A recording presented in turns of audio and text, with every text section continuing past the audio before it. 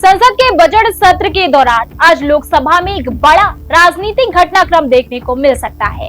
विपक्ष लोकसभा स्पीकर ओम बिरला को हटाने के लिए प्रस्ताव लाने की तैयारी कर रहा है। विपक्ष का आरोप है कि स्पीकर सदन की कार्यवाही चलाने में निष्पक्षता नहीं बरत रहे हैं। ऐसे में सवाल उठ रहा है कि स्पीकर को हटाने की प्रक्रिया क्या होती है और क्या ये प्रस्ताव पास हो सकता है।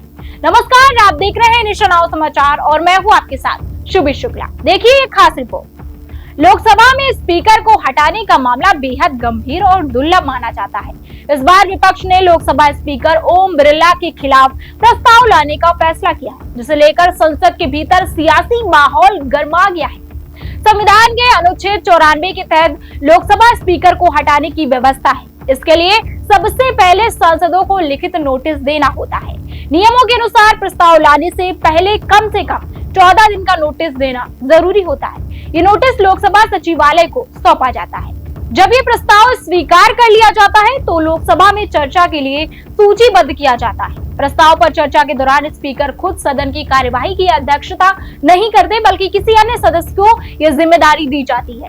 इसके बाद सांसद इस प्रस्ताव पर अपनी अपनी राय रखते हैं और बहस होती है। बहस के बाद सदन में मतदान कराया जाता है। इस प्रस्ताव को पारित करने के लिए लोकसभा के कुल सदस्यों के बहुमत की जरूरत होती है, यानी सिर्फ उपस्थित सांसदों का नहीं बल्कि पूरे सदन के प्रभावी बहुमत का समर्थन जरूरी होता है। लोकसभा में कुल 543 सदस्य हैं, इसलिए प्रस्ताव पास कराने के लिए कम से कम 272 सांसदों का समर्थन जरूरी होता है।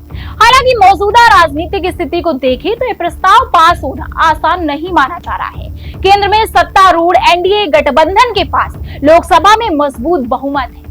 ऐसे में विपक्ष के लिए जरूरी संख्या जुटाना काफी मुश्किल माना जा रहा है।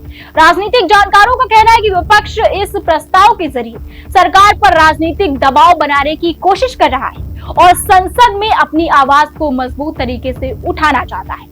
भारत की संसदीय राजनीति में स्पीकर को हटाने के प्रस्ताव बहुत कम बार आए हैं और अधिकतर मामलों में ऐसे प्रस्ताव सफल नहीं हो पाए हैं। इसलिए यह देखना दिलचस्प होगा कि इस बार सदन में होने वाली बहस किस दिशा में जाती है और इसका राजनीतिक असर क्या पड़ता है।